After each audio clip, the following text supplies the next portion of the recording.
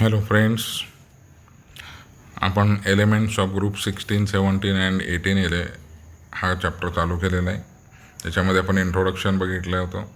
त्यानंतर electronic configuration study केलं आहे. त्यानंतर काही प्रॉपर्टीज म्हणजे ionisation enthalpy, electronegativity, atomic radii, ionic radii हे सर्व फिजिकल प्रॉपर्टीज आपण स्टडी केलेले आहेत. त्याचबरोबर आता पुढचे फिजिकल प्रॉपर्टीज आपण स्टडी करणार आहोत. त्याच्यामध्ये पहिला क्वेश्चन आहे, explain the anomalous behaviour of oxygen. Anomalous म्हणजे डिफरंट बिहेवियर. ग्रुपमध्ये इतरांपेक्षा वेगळ्या काहीतरी बिहेवियर ऑक्सिजनचा आहे. आपल्याला माहीत आहे 16 ग्रुप जो आहे हा ऑक्सिजन, त्याच्याखाली सल्फर, मग सेलेरियम, टेल्युरियम, आणि हा ग्रुपमध्ये ऑक्सिजन जो आहे तो सगळ्यांपेक्षा थोडासा वेगळा बिहेव करतो. आणि का बिहेव करतो हे आपल्याला ह्याच्यामध्ये लिहायचं आहे. आणि म्हणून या संपूर्ण चॅप्टरमध्ये मी तुम्हाला क्वेश्चन आणि आन्सर या फॉर्ममध्ये शिकवायचा प्रयत्न करतो आहे. कारण या चॅप्टरमध्ये फक्त तुम्हाला भरपूर वाचायचं आहे. चॅप्टर खूप सोपं आहे, परंतु तुम्हाला सर्व फक्त रीडिंग करायचं आहे. इझिली समजतो. त्यामुळे क्वेश्चन आणि आन्सर 1 मार्क किंवा 2 मार्काचे क्वेश्चन आले तर त्याचं आन्सर कसं लिहिता यावं हे तुम्हाला सांगायला मी. तर ऑक्सिजन का बरं डिफरंट बिहेवियर, ॲनॉमलस बिहेवियर करतो? तो due to small atomic size. Atomic size लहान आहे, आपण ऑलरेडी बघितलेलं आहे. त्याची इलेक्ट्रोनेगेटिव्हिटीसुद्धा हाय आहे. त्याच्यामध्ये डी ऑर्बिटल्स नाही आहेत. बाकी सगळ्यांमध्ये डी ऑर्बिटल्स आहेत, परंतु ऑक्सिजनचं इलेक्ट्रॉनिक कॉन्फिगरेशन जर बघितलं तर 1s2, 2s2, 2p4 असं आहे. म्हणजे डी ऑर्बिटल नाही आहे. डी ऑर्बिटल जे येते 3D, 4D, 5D असं तयार होतात. 2D असतं इलेक्ट्रॉनिक कॉन्फिगरेशन नाही आहे. तुम्ही सगळ्यांनी अबोव प्रिन्सिपल स्टडी केलेला असाल. So due to small atomic size, high electronegativity and absence of inner d orbital, oxygen shows anomalous behavior.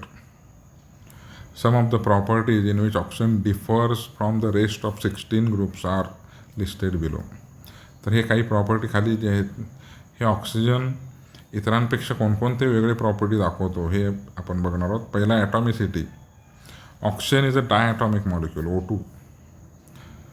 परंतु इतर सर्व एलिमेंट जे आहेत दे आर पॉलीॲटॉमिक, म्हणजेच P4, S8, Se8 अशा पद्धतीने ऑक्सिजन सोडलं तर बाकी सर्व जे आहेत ते पॉलीॲटॉमिक मॉलिक्यूल आहेत. ऑक्सिजन जो आहे तो डायॲटॉमिक मॉलिक्यूल आहे. त्यानंतर मॅग्नेटिक प्रॉपर्टीमध्ये जर बघितलं तर oxygen is a paramagnetic while others are diamagnetic. Oxygen paramagnetic property दाखवतो, म्हणजे ऑक्सिजनमध्ये अनपेड इलेक्ट्रॉन्स आहेत. इतर एलिमेंट जर बघितलं तर हे डायमॅग्नेटिक आहेत, म्हणजे त्यांचं इलेक्ट्रॉनचं पेअरिंग झालेलं आहे. त्यानंतर ऑक्सिडेशन स्टेटबद्दल बघितलं तर oxygen shows -2, -1 and +2 oxidation state. Oxygen 2 electron त्याचं ऑक्टेट कंप्लीट करण्यासाठी 2 इलेक्ट्रॉन नेहमी दुसऱ्यांचे घेतो. नंतर -2, काही वेळेस तो -1 म्हणजे 1 इलेक्ट्रॉनसुद्धा घेतो. काही वेळेस तो 2 इलेक्ट्रॉन डोनेटसुद्धा करतो, म्हणून त्यांचं ऑक्सिडेशन स्टेट आहे -2, -1, +2. परंतु इतर एलिमेंटचं ऑक्सिडेशन स्टेट जे आहे ते -2, +2, +4, +6 असं आहे. इतर म्हणजे 16 ग्रुपमधले बाकीचे एलिमेंट सल्फर, सेल्युरियम, टेल्युरियम, पोलोनियमचं. ऑक्सिजन +2 किंवा -2 पेक्षा जास्त ऑक्सिडेशन स्टेट दाखवत नाही. Oxygen cannot exhibit higher oxidation state due to absence of vacant d orbital. यामध्ये डी ऑर्बिटल नसल्यामुळं हा जास्त इलेक्ट्रॉन देत नाही किंवा जास्त इलेक्ट्रॉन घेत नाही. म्हणून ऑक्सिजनचं ऑक्सिजन स्टेट फक्त -2, -1 आणि +2 आहे, आणि बाकीच्या एलिमेंटचं -2, +2, +4 आणि +6 आहे. त्यानंतर नेचर ऑफ हायड्राइड्स. हायड्राइड्स ऑफ ऑक्सिजन म्हणजेच H2O. हायड्राइड म्हणजे कॉम्बिनेशन ऑफ विथ हायड्रोजन. हा H2 आपल्याला माहीत आहे it is always liquid at room temperature. परंतु बाकी सर्व जे एलिमेंट आहेत, फॉर एक्झाम्पल H2S बघितला आपण तर हा गॅस फॉर्ममध्ये आहे, किंवा Se2S, H2SC हा गॅस फॉर्ममध्ये आहे. Common covalence of oxygen is 2. In rare cases it is 4, but for the other members of group 16 the covalency can exceed 4. आत्ताच आपण बघितलं ऑक्सिजनची व्हॅलन्सी ऑक्सिडेशन स्टेट -2 -1 +2 असल्यामुळं त्याची कोव्हॅलन्सी 2 आहे.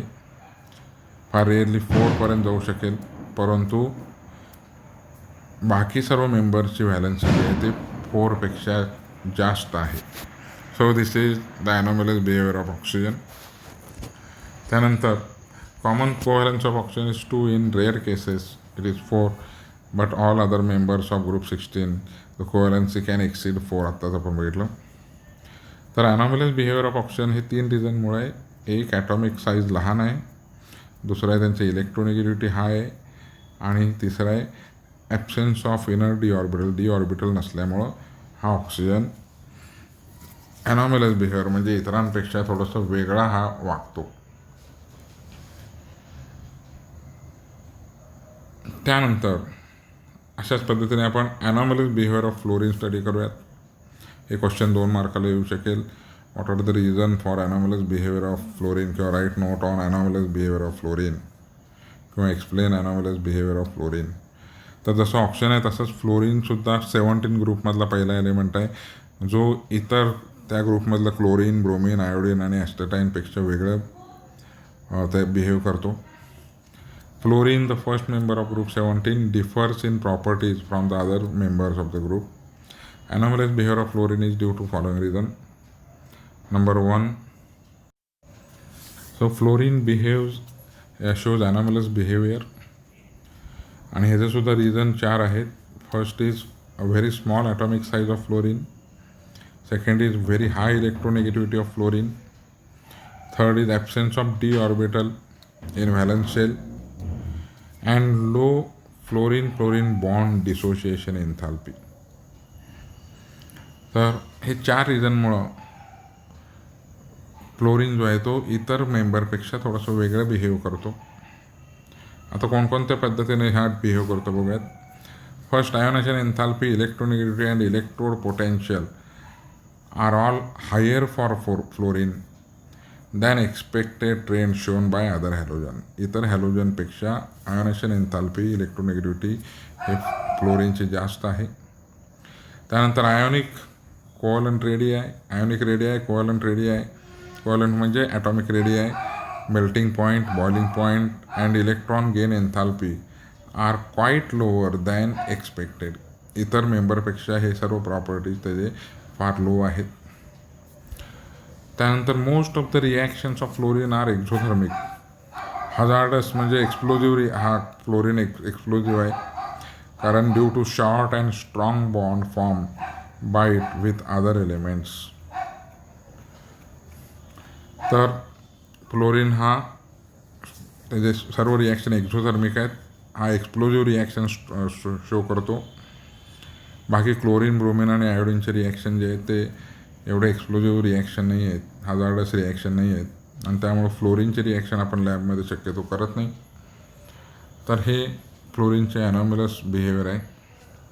यानंतर आपण स्टडी करणार आहोत ते म्हणजे oxidation state of elements in group 16. आता पहिल्यांदा ऑक्सिडेशन स्टेट म्हणजे काय हे तुम्हाला माहीत असलं पाहिजे. The number of electron and atom lose or gain to complete its octet is called oxidation state. एखादा ॲटम त्याचा ऑक्टेट कंप्लीट करण्यासाठी जेवढे इलेक्ट्रॉन घेतो किंवा जेवढे इलेक्ट्रॉन तो देतो, जर कोणाकडून इलेक्ट्रॉन जर घेतला तर त्याच्यामध्ये त्याची ऑक्सिडेशन स्टेट निगेटिव्ह असते. जर कोणाला इलेक्ट्रॉन तो दिला तर त्याची ऑक्सिडेशन स्टेट पॉझिटिव्ह असते. So the group 16 elements have the valence shell electronic configuration NH2 NP4 हे आपण बघितले already.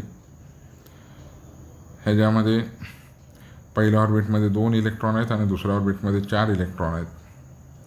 They attain noble gas configuration either by gaining 2 electrons, that is forming E2- ions, or by sharing 2 electron.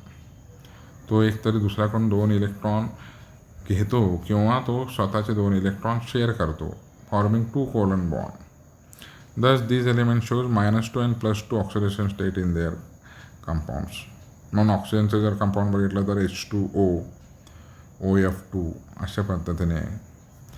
Oxygen being highly electronegative shows common oxidation state of -2 except 2 cases. 2 cases असे आहेत ज्याच्यामध्ये oxygen +2 दाखवतो, तो म्हणजे OF2. Oxidation state of oxygen is +2.